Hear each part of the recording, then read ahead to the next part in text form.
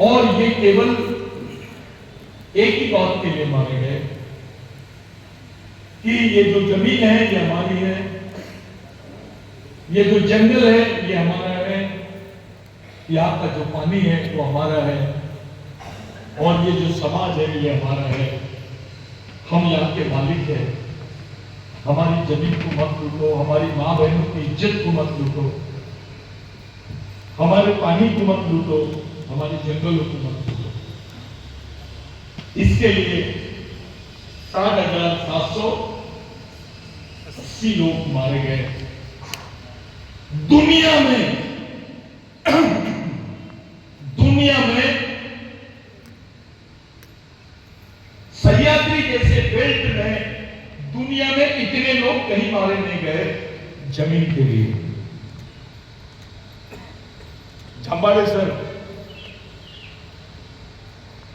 दुनिया में इतने लोग नहीं मरे, केवल 15 साल में इतने लोग मारे गए। इस देश में इतनी बड़ी संख्या में लोगों को मारने का जो काम हुआ है, वो पेशवाई मानसिकता के लोगों ने यहां के ठाकुर को, यहां के कातकरी को, यहां के महादेवपुरी को, यहां के वार्ली को, यहां के पावरा को,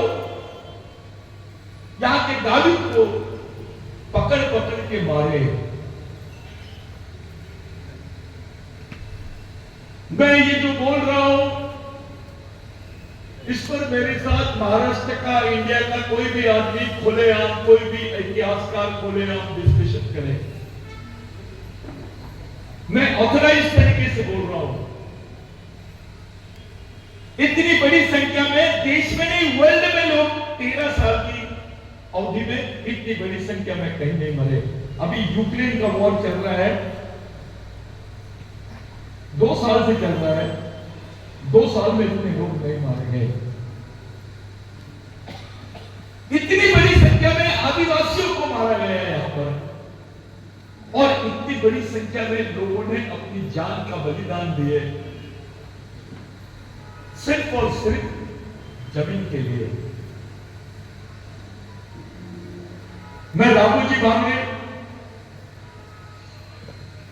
आगे बात करी या राय ठाकुर के बारे में बहुत में बोलूंगा।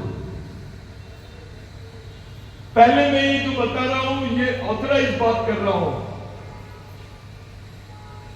कि इतनी बड़ी संख्या में आपका समाज मारा गया।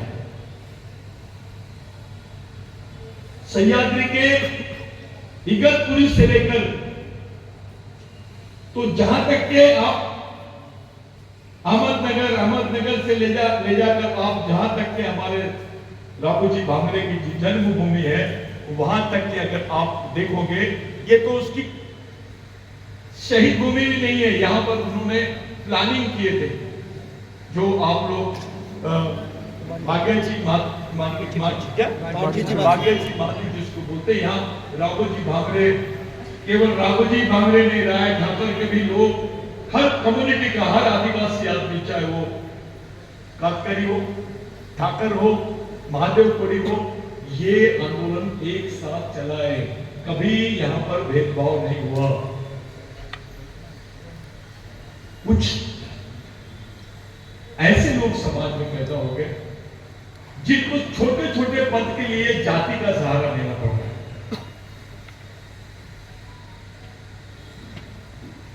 2,22,000 हेक्टेयर जमीन आदिवासियों के पास इगतपुरी तालुका में थी 1980 के पहले। मैं बाकी जमीन की बात नहीं कर रहा हूं। 2 लाख के ऊपर जो जमीन थी, 22,000 हेक्टेयर जमीन आदिवासियों के पास में इगतपुरी तालुका में थी, आज 62,400 है। आदमी मर गया, कोई धर्मांतर कर लिया होगा, कोई क्षेत्र छोड़ दिया होगा, जमीन गई क्या कहीं?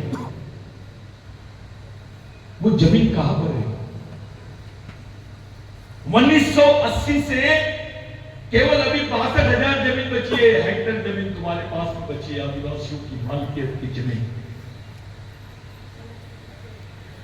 यहां पे कारखाने आदिवासियों की जमीन पर है, यहां पे धरण आदिवासियों की जमीन पर है, यहां पे बड़े बड़े प्रकल्प आदिवासियों की जमीन पर है। जमीन आदिवासी की, कारखाना आदिवासी का, आदमी आदिवासी वहां पर कर्मचारी नहीं है। पैसा का कानून है, 5वीं अनुसूची का कानून है कि वहां पर 80% रोजगार वहां के नेटिव आदिवासियों को देना चाहिए, वहां के मूल आदिवासियों को मिलना चाहिए। अगर इस कानून को देखें तो इस कानून के हिसाब से इगतपुरी की हर फैक्ट्री में 80% आदिवासी कर्मचारी होना चाहिए। ताली बजाने वाली बात नहीं, ये शर्मनाक बात है। हमारे गांडू नेता कुछ नहीं कर पाए इस बारे में। फिर ताली 80%, ये पैसा का कायदा है, ये मैं नहीं बोल रहा हूं, ये कानून है। लेबर एक्ट बोलता है, इंडस्ट्रियल एक्ट बोलता है कि आदिवासियों की परमिशन के बगैर यहां ना कंपनी लग सकती है, ना यहां पर रिसोर्ट बन सकता है।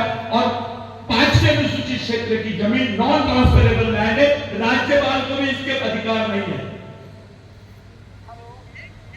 अब हम राज्यपाल को पार्टी बनाएंगे, राज्यपाल को सुप्रीम कोर्ट में चैलेंज करेंगे कि आप आदिवासी क्षेत्र के गलत जजमेंट्स कैसे निकालते हो, आदिवासी क्षेत्र में गलत डायरेक्शन कैसे दे सकते हो।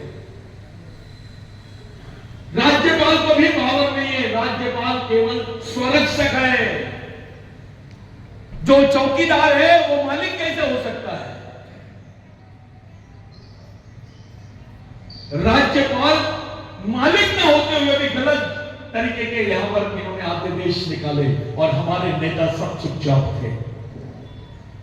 संविधान पढ़ो, मैं बोल रहा हूं, राज्यपाल को बोल रहा हूं, मुझे अंदर करो, मुझे अरेस्ट करो कि गलत बात बोल रहा है।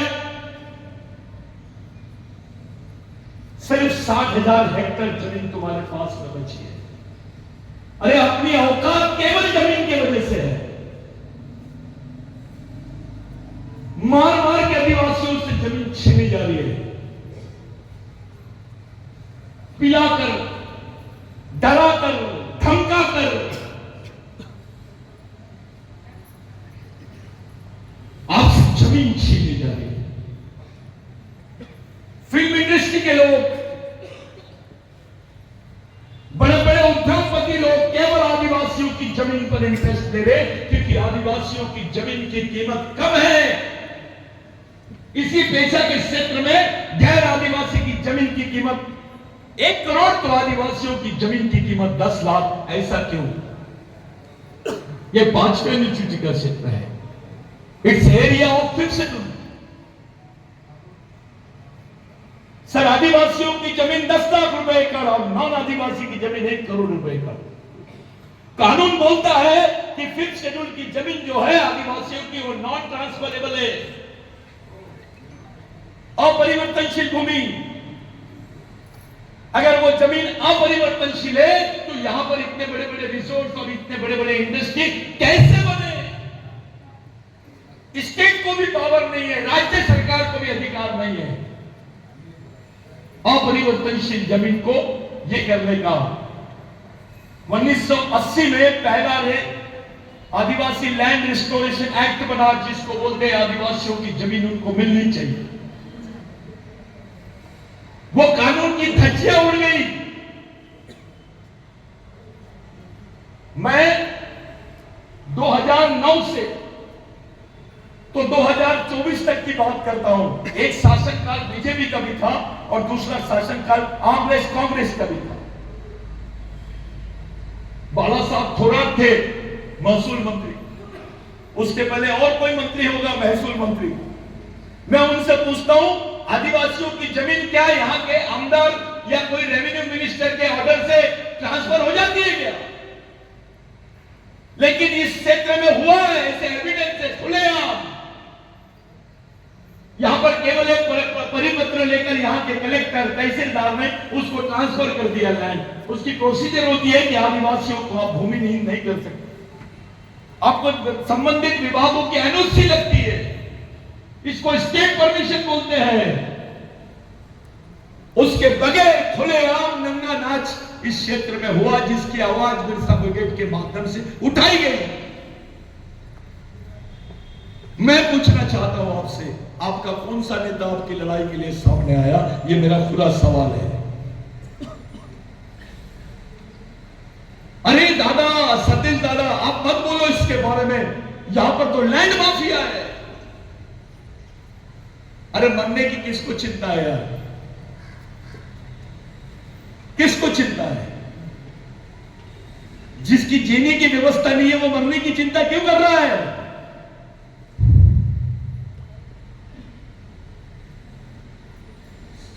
विधानसभा में यह प्रश्न गया था कि आदिवासियों की जमीनों को छीना जा रहा है, छगन भुजबल जी ने उठाए थे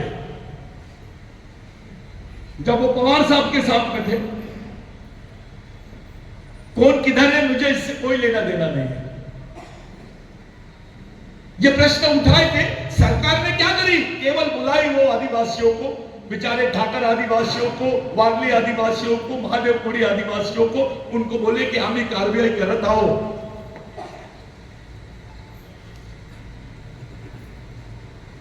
100 बार भी इलेक्शन से आप लोग इसका हल निकालोगे तो कभी नहीं निकलेगा।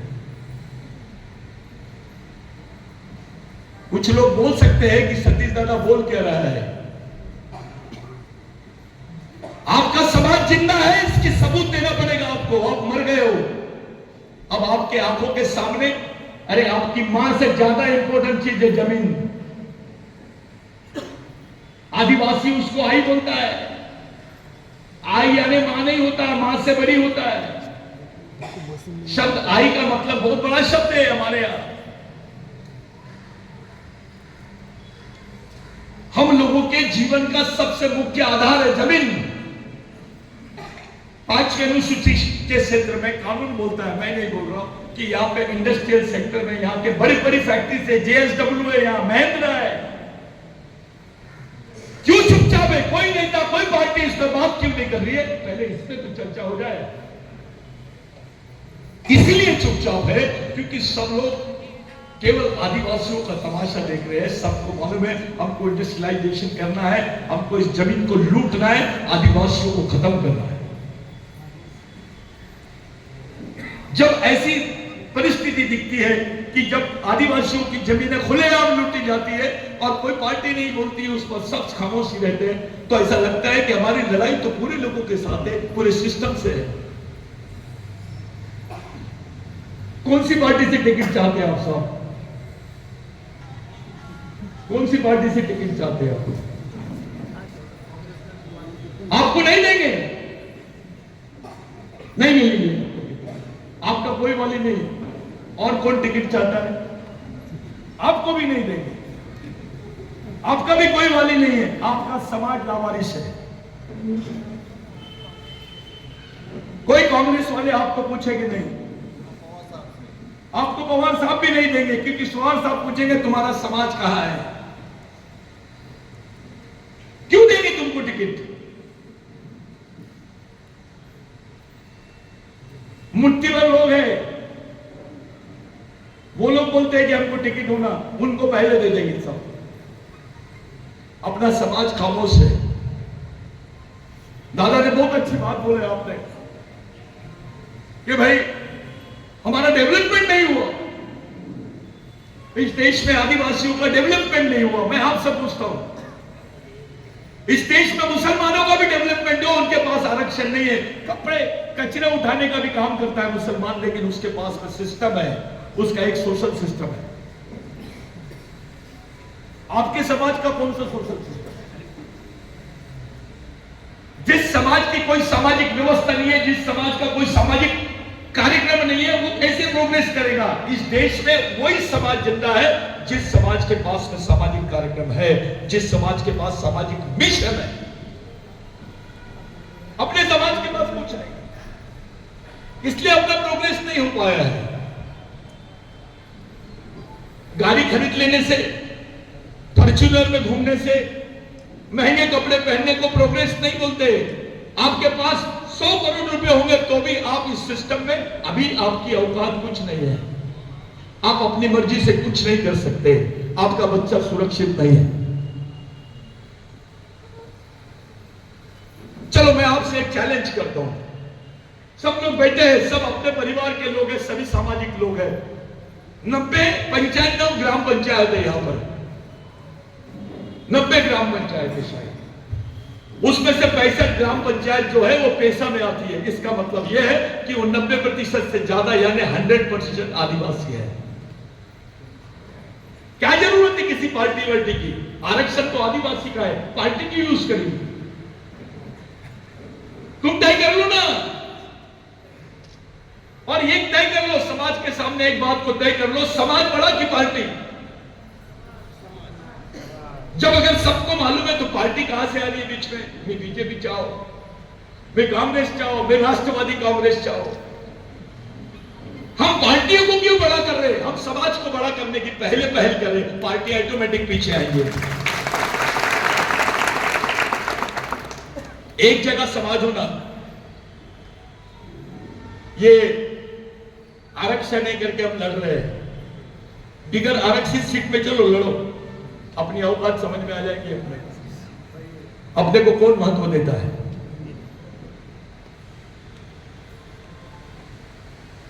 ये प्रोग्राम काशीनाथ को मैंने बोला कि भाई दादा अपने लोग भी सब सोच रहे, हम भी इलेक्शन के बारे में सोच रहे। मैंने बोला सबसे पहले अपने कार्यकर्ताओं को एक जगह बुलाओ।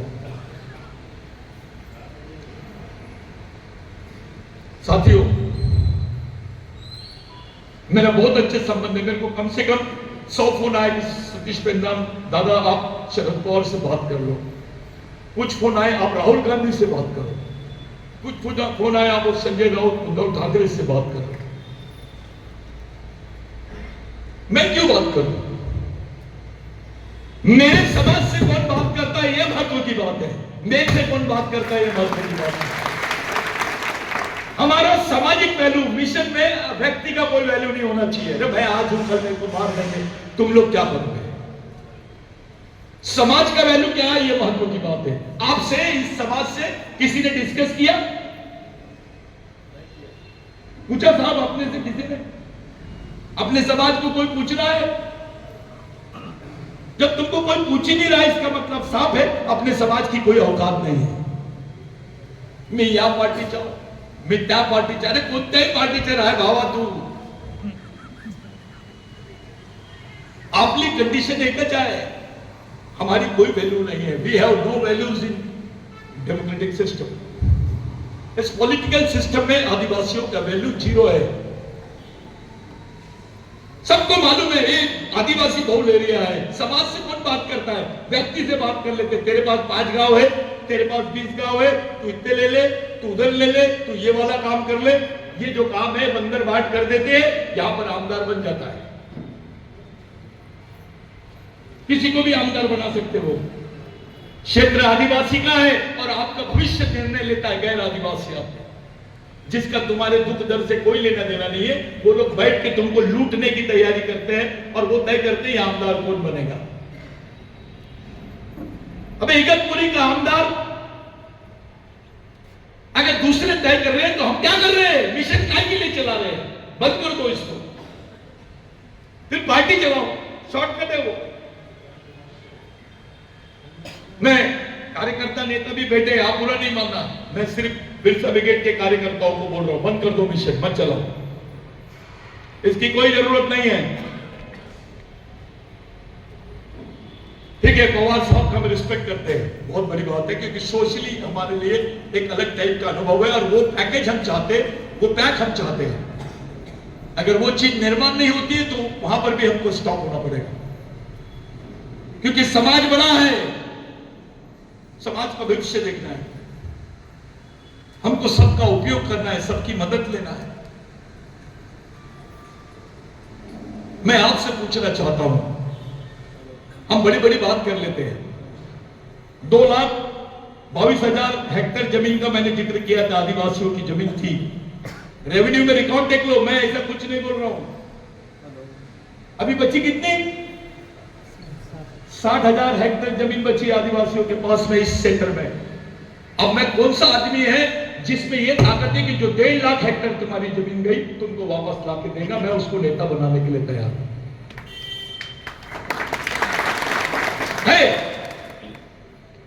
अबे जो दिया था संविधान ने वो भी नहीं बचा पाए हम। अपनी खुद की जमीन की भी चौकीदारी नहीं कर पा रहे हम। सैनिक कैसे बनेंगे? जो चौकीदार नहीं बन सकता है वो सैनिक कैसे बन सकता है? वो डर बैठा हुआ है हमारे लोगों के दिमाग में कि मेरे को मार देंगे, मेरे को उड़ा देंगे, अपना कोई नहीं है भाऊ। अबे ठीक है, अपना कोई नहीं है, अपना समाज तो है। कब तक ये चलते रहेगा? अगर हम लोग पढ़े लिखे लोग होने के बावजूद भी इतने ही लोग, काफी लोग हैं, ये बहुत लोग हैं। आप किसी नेता को, पार्टी को टिकट मांगने मत जाओ। एक मुहिम छेड़ो, पूरा आदिवासी समाज से जनसंपर्क करो और उसको विश्वास दिलाओ कि समाज जिंदा है। अबे नेता वेता बहुत चिल्लर चीज है। एक बार समाज जिंदा हो जाएगा तो नेता को बैठ बोलेंगे तो सो जाएगा वो, क्योंकि दबाव और समाज का वो लेवल होना चाहिए।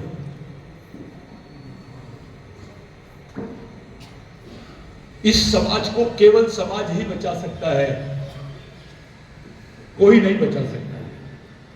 मैं आपसे पूछना चाहता हूं, जब राघोजी भांगरे, राया ठाकर, बिरसा मुंडा, टंट्या भील, बाबूराव शर्मा के लड़ रहे थे, तब कोई संविधान था क्या? बिगड़ संविधान के तुम्हारे हिस्से में जमीन आई, मजबूर हो गए अंग्रेज वो कानून बनाने के लिए।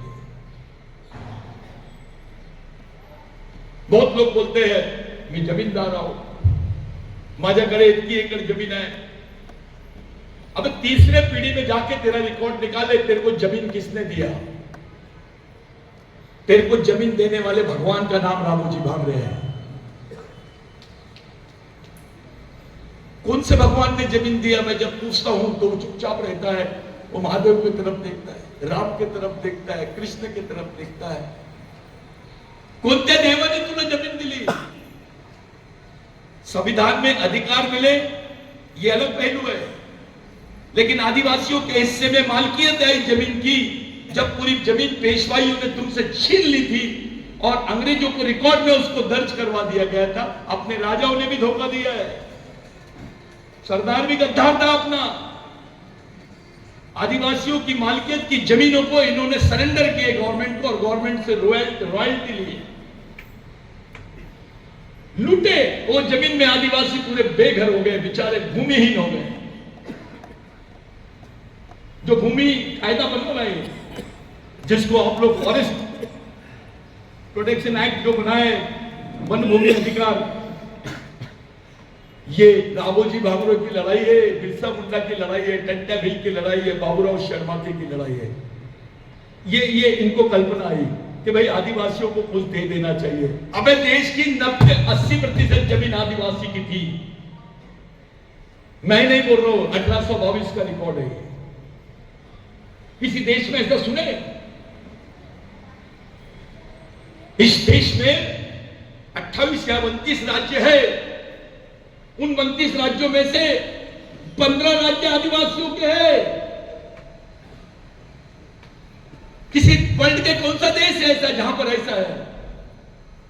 दादा 15 राज्य अपने, उधर 7 राज्य, नागालैंड, मिजोरम, मणिपुर, और इधर झारखंड, उड़ीसा, छत्तीसगढ़, मध्य प्रदेश। फिर भी तुमको बोलते हैं तुम तो 7% है। अबे 7% आदिवासियों की 62% जमीन कैसे? उनके 14 राज्य कैसे हैं?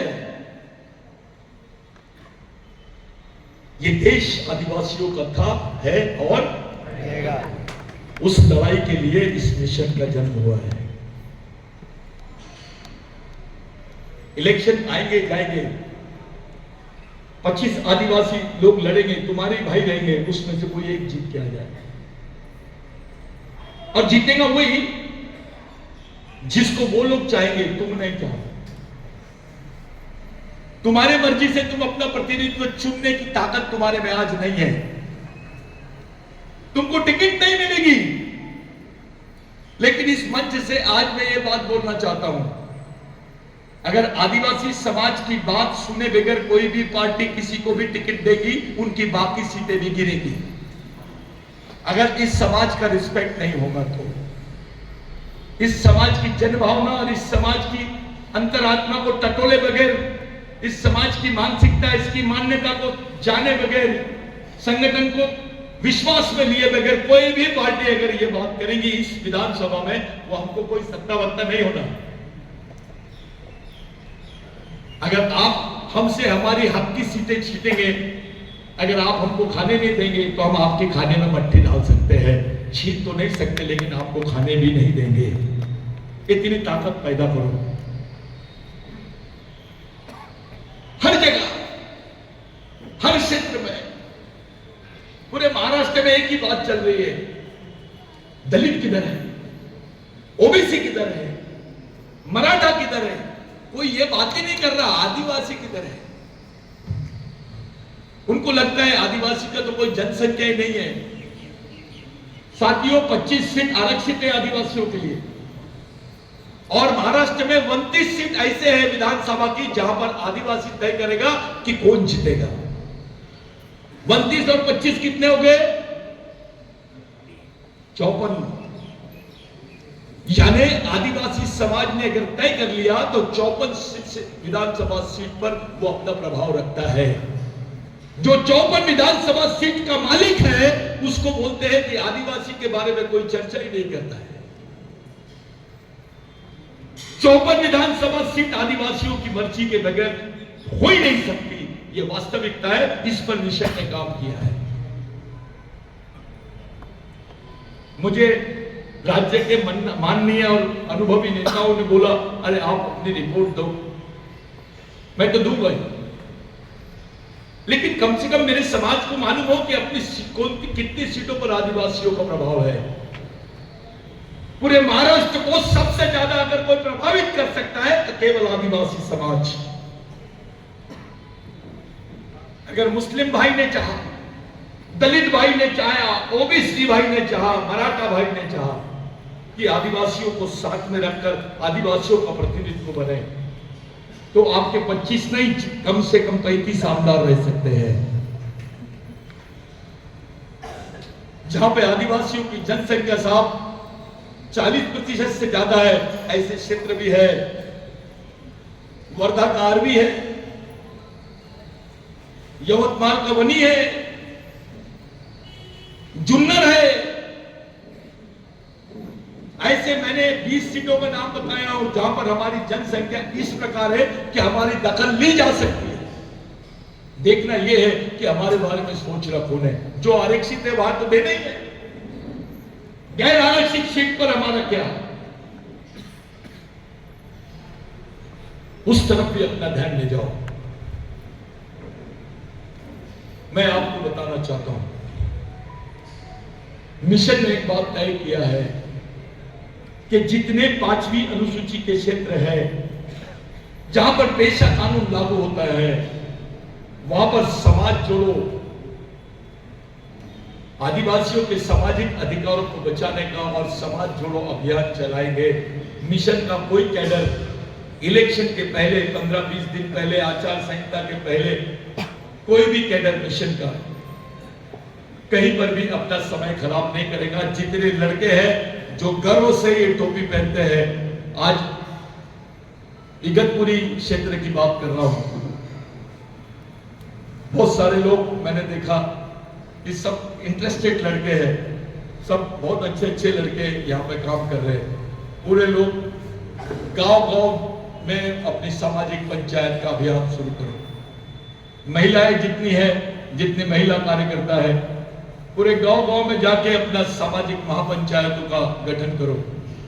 समाज से पूछो, उस गरीब आदमी से पूछो, तू डर मत, तू पार्टी के बारे में मत सोच, समाज तेरे पीछे है, उसका विश्वास लो। विधानसभा में आदिवासियों के 62% वोट है, उससे ज्यादा है, कम नहीं है, ऐसा बताया जा रहा। अरे 40% से ज्यादा आदिवासी है। जिस जगह पर 90 ग्राम पंचायत है, उसमें 65 आदिवासियों की पेशा की ग्राम पंचायत है, वहां आदिवासी 40,000 कैसे हो सकते हैं, 40% कैसे हो सकते? आपको डराते हैं, आपका दिमाग डराते, आदिवासियों को बताते तुम्हारा कुछ नहीं है, बाकी लोग तय करेंगे। तो ठीक है, बाकी लोग तय कर लो, इस बार हम तय करें। यहां पे पार्टी बेस्ड डिसीजन नहीं होना चाहिए, यहां सामाजिक डिसीजन होना। अगर सामाजिक डिसीजन होगा, आपको कोई नहीं हरा सकेगा।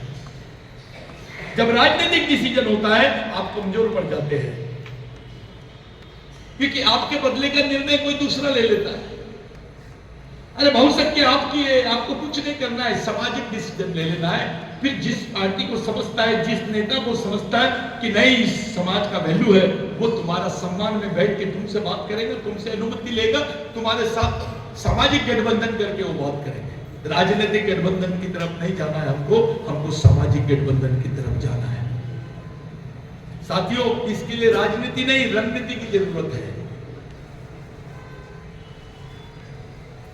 मैं आपसे पूछना चाहूंगा, इलेक्शन के बाद में भी कोई भी आमदार आएगा, फिर से तुम्हारी जमीनों को लूटेंगे, क्या उखाड़ लेंगे?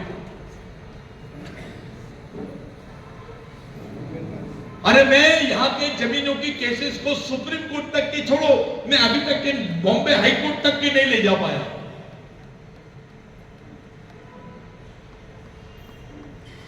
एक बार जमीन तुम्हारी हल गई तो तुम्हारे 50 साल के पहले के रिकॉर्ड भी नहीं मिलेंगे। एक जमीन का टुकड़ा जाने से तुमसे तुम्हारी पहचान, तुम्हारे अधिकार, तुम्हारी प्राचीनता, तुम्हारे कास्ट सर्टिफिकेट, तुम्हारा जो दाना पानी है वो सब छिन जाता है। एक आदिवासियों की जमीन जाने का मतलब ये उस परिवार का सामाजिक और जो मानवीय अस्तित्व है वो हमेशा के लिए खत्म हो जाता है। जमीन की वैल्यू आपके जीवन में क्या है समझो।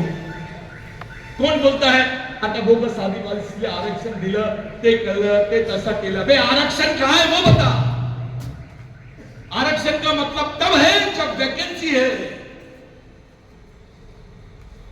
सरकार बोल देगी आदिवासीला आम्ही 12% आरक्षण करून दिलं। अरे वैकेंसीज नहीं है, आरक्षण का क्या करोगे तुम? सब जगह तो ये लोगों ने ठेका पद्धति ला दी है। पूरा आदिवासी डिपार्टमेंट में आईएएस अधिकारी भी ठेके में लगा है दादा। रिटायर्ड आईएएस अधिकारी को ठेके में लगा है, टीचर ठेके में है, वहां का सफाई कामगार ठेके में है, मेस ठेके में चल रही है, पूरा आदिवासी डिपार्टमेंट ठेके में चल रहा है, अपना नेता भी ठेके में चल रहा है। ये सच्चाई है। तुम्हारा डिपार्टमेंट नहीं, तुम्हारा समाज भी ठेके में चल रहा है। तुम्हारे बच्चे भी ठेके का खाना खाते हैं। यानी सरकार ने तुम्हारी जवाबदारी लेने से इनकार कर दिया अपने आप। तुमको बताते हैं डीबीटी। अरे एक्चुअली डीबीटी के बारे में मालूम है क्या? 12 महीने का तुमको स्कॉलरशिप मिलना चाहिए, 12 महीनों के लिए। डीबीटी तुमको 10 महीने की मिलती है, 2 महीने की गवर्नमेंट खा जाती है, इसलिए डीबीटी रख रहे हैं। यानी साल में तुमने 10 महीने ही पढ़ना चाहिए, 2 महीने पढ़ने की इजाजत सरकार तुमको नहीं देती है। मैं खुला चैलेंज देता हूं, जो डीबीटी का समर्थन करता है उससे डिबेट करने के लिए तैयार हूं कि डीबीटी के आड़ में तुमने क्या घोटाला किया है। सेंट्रल में किसी नेता को बोलो बड़ा तेरे बच्चे को पढ़ा के देख और उसको सेंट्रल मेस का खाना खिला, तब देखो समझ में आएगा कि सेंट्रल मेस क्या है। टाटा को भेज दिया तूने हमारे बच्चों के पेट को। तुम्हारी भूख बेची जा रही है। जो आदिवासी बच्चे पढ़ रहे हैं उनकी भूख को बेचा जा रहा है ठेकेदारों के पास। ये सेंट्रल मेस है। यानी ठेकेदार तय करेगा तुम्हारे बच्चे ने क्या खाना चाहिए। कैसा लग रहा है? सुनने में कैसा लगता है? तेरा बच्चा क्या खाएगा बेटा? मजदूर का बच्चा क्या खाएगा? आदिवासी का बच्चा क्या खाएगा? आदिवासी लोगों का बच्चा क्या खाएगा? ये तय करने वाले अभी ठेकेदार हैं। सेंट्रल बस किसको दिए? को दिए और किसी ठेकेदार को दिए। गवर्नमेंट क्यों नहीं लेगी जवाबदारी? आदिवासी बजट का 38% बजट दादा व्यवस्थापन के लिए खर्च होता है। आदिवासी के हिस्से में केवल 52% बजट आता है। आप 9% बजट की बात कर रहे थे, कौन बोल रहा था अभी? वो शरद पवार साहब ने 9% आदिवासियों का बजट किए, मान्य है। 9% में से कितना प्रतिशत आदिवासियों पे खर्च होता है? ये जितने तुम्हारी सड़कें बन रही है आदिवासी बजट से बनती है। अभी लाडली बहना भी आदिवासी बजट का ही हिस्सा बनेगी, देख लेना। कुछ दिनों में तुमको पता चलेगा कि आदिवासी बजट का पैसा ही यूज किए लाडली बहना को देने की। सच है कि झूठ है? आपके नेता ने क्या किया? फिर क्या करोगे आप? मिनिस्टर ने क्यों नहीं किया कुछ? चलो छोड़ दो, जो आदिवासियों के वोट पर चुन के जाते वो नेता चुपचाप क्यों है? अरे सड़क पर तो सबकी गाड़ी चलती है, आदिवासी तो बेचारा बैलबंडी में है, उसको मारुति कार की भी आवाज बहुत बड़ी आवाज लगती है। क्षेत्र का विकास और आदिवासियों का विकास यानी मानव का विकास और क्षेत्र का विकास, इसमें जमीन आसमान का फर्क है। आदिवासी क्षेत्र का विकास और आदिवासियों का विकास, इसमें जमीन आसमान का फर्क है। Development based on area and development based on humanity, human, ये अलग है, दोनों बातें बहुत अलग है। आदिवासी क्षेत्र का सड़क बहुत अच्छी बन गई, इसका मतलब आदिवासियों का विकास हो गया। जब तक कि उस क्षेत्र में रहने वाले गोर गरीब आदिवासी का विकास नहीं होगा तब तक के कुछ नहीं। मैं आपसे पूछना चाहता हूं, महाराष्ट्र में, बुरा नहीं मानना, सब मेरे घर में बैठे हैं, अपनी पंचायत है, ये सामाजिक पंचायत है। जिन जिन लोगों ने अभी गाना गाए और डांस किए, वो जो बीच में बैठी थी वो आई को उठाओ, उभर आए, कितनी वय है तुझी? उसको खुद की उम्र भी नहीं मालूम, कम से कम 75 साल की होंगी वो, है ना? 75 साल ज्यादा होंगी उससे। मेरा सवाल है, किस समाज की 75 साल की महिला नाचती है महाराष्ट्र में? वो बेचारी नाच रहे थे, उनको इधर वो ताली बज रहा था और वो नाच रहे थे, उनको लगा अभी हमको और नाचना पड़ेगा। कौन से समाज की महिला नाचती है भाई 75 साल की उम्र में? तुम्हारी महिला, तुम्हारी मां नाच रही है, उसको ये भी नहीं मालूम है कि मेरे को अभी करना क्या है। अरे इनकी जमीन के टुकड़े छीन लिए तो भी नहीं मालूम उनको, हवे में सब लोग। उस समाज का आप लोग घटक है जिस समाज की महिला 75 साल की महिलाएं नाच रही थी, वो भी बेचारे अपने आदिवासी डांस को कर रहे थे। नेता को बोलो, बड़ा तुम्हारी मिसेज को नचा के बता, तेरी बहन को नचा के बता, तेरी मां को नचा के बता। ये हमारे लिए हमारे नेता से बड़े लोग हैं।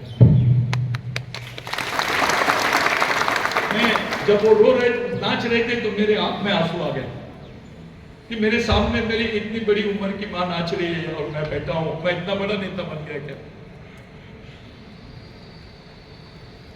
जब दादा बोल रहे थे आप, मेरे को बुरा लग रहा था कि यार हमारे पास सभी लोग आमदार बनने लायक है, सभी लोग आमदार बन सकते हैं, सबकी ताकत आमदार बनने लायक है।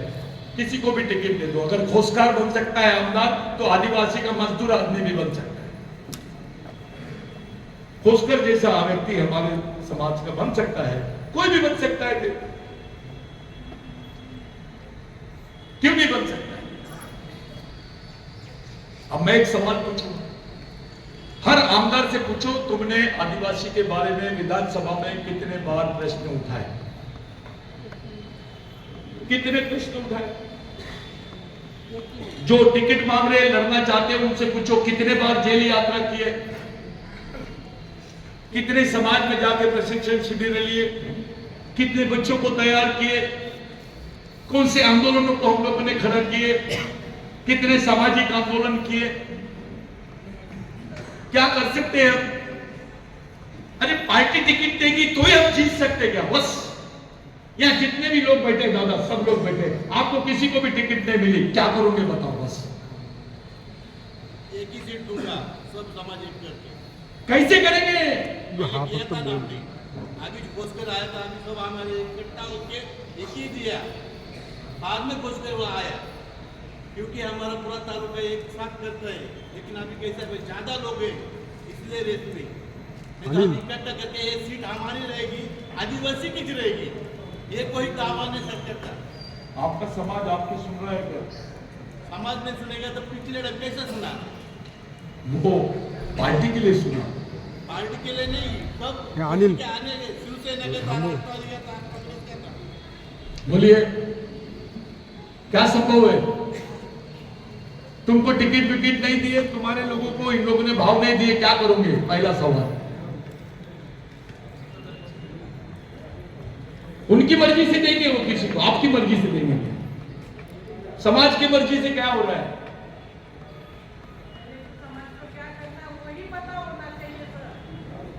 अरे हो जाइए आप। आदिवासी समाज को ये पता नहीं है।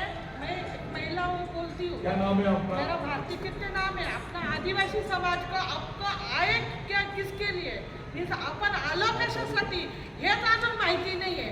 आपला समाज काय आहे, आपलं अस्तित्व काय आहे हेच जर माहिती नाही आहे, इथून सुरुवात आहे दादा. इथून जर सुरुवात जर आपण मोठा, आपला समाज मोठा आहे, सगळा मोठा आहे.